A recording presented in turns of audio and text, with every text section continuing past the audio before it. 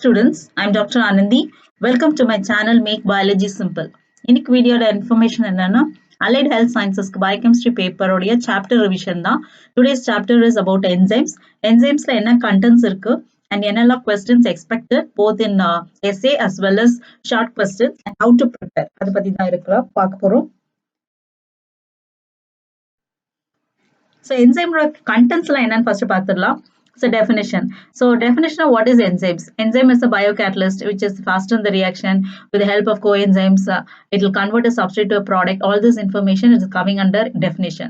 அதோட ஒரு எக்ஸாம்பிள் எழுதி நீங்க சொல்லலாம். Nomenclature வரும்போது அது எப்படி எல்லாம் பிரிச்சிருக்காங்க. So 6 types of basic reactions வரும். Simple form to remember is OTHLIL. OTHLIL அந்த மாதிரி சொல்லணும்.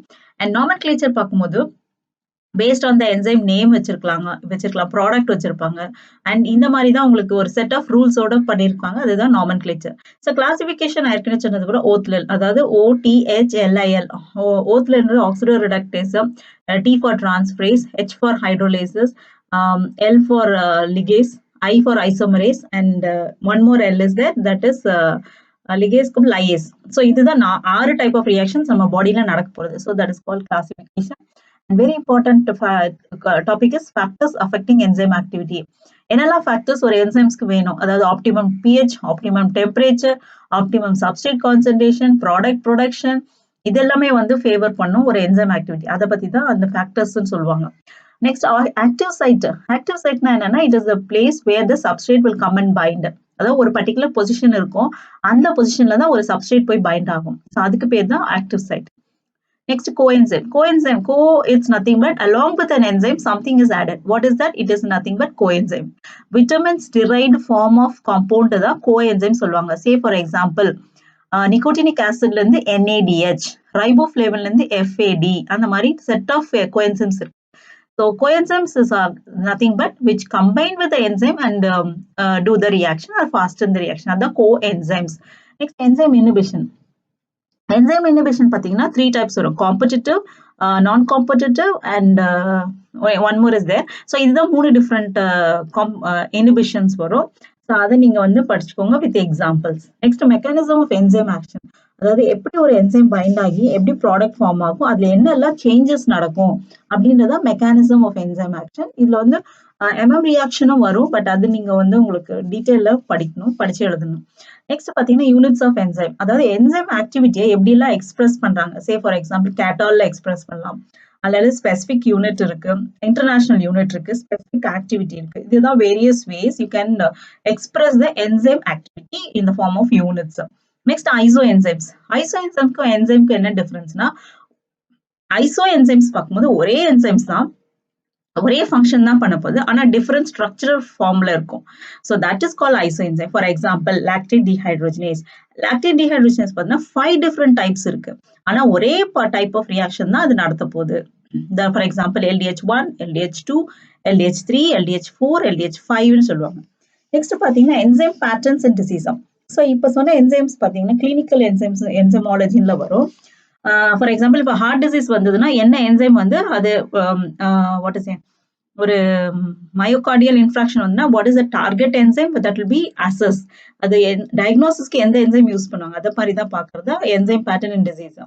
மயோகார்டியல் இன்ஃப்ராக்ஷனுக்கு LDH பார்க்குறாங்க, இன்னொரு கிரியாட்டின் கைனேஸ் வரும் அண்ட் ஆல்கலைன் பாஸ்பேட்டேஸ் போன் டிசீஸ்க்கு வரும். ஸோ இந்த மாதிரி ஒவ்வொரு என்சைம்ஸ்க்கு ஒவ்வொரு டிசீஸ்க்கு ஐடென்டிஃபை டயக்னோஸ்க்கு யூட்டிலைஸ் பண்ணுவாங்க. ஸோ இதுதான் வந்து பாயிண்ட்ஸ் நீங்க படிச்சு ஞாபகம் வச்சு நீங்க எக்ஸாம் பாயிண்ட் ஆஃப் வியூக்கு நீங்க ப்ரிப்பேர் பண்ண வேண்டும்.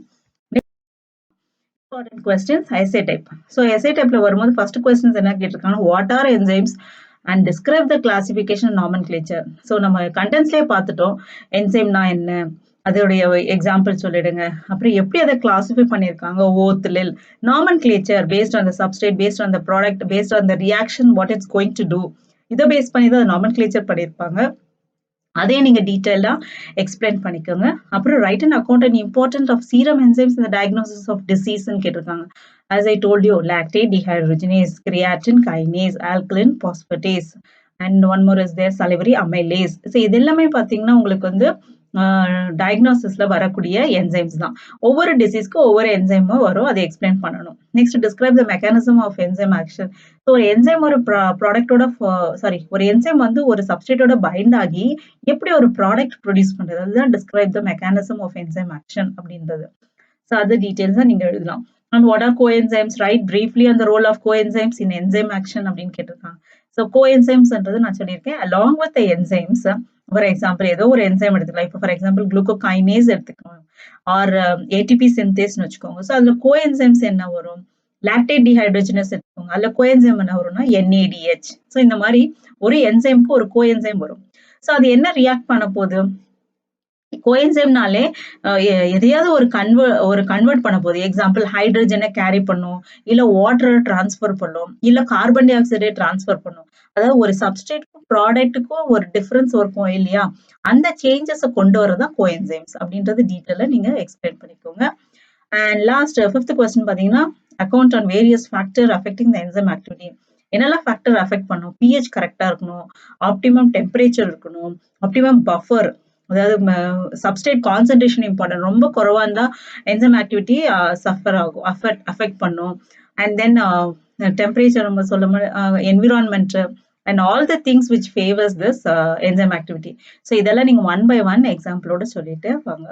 அண்ட் ஃபைனல் கொஸ்டின் வந்து கிளாசிஃபிகேஷன் ஆஃப் என்சைம். நான் சொல்லியிருக்கேன் கிளாசிஃபிகேஷன் ஆஃப் என்சைம் வந்து based on the 6 types of reaction, ஓத்லில் அதை பேஸ் பண்ணி தான் அது கிளாஸிஃபை பண்ணியிருக்காங்க அப்படின்றத நீங்க எக்ஸாம்பிளோட நீங்க எக்ஸ்பிளைன் பண்ணலாம்.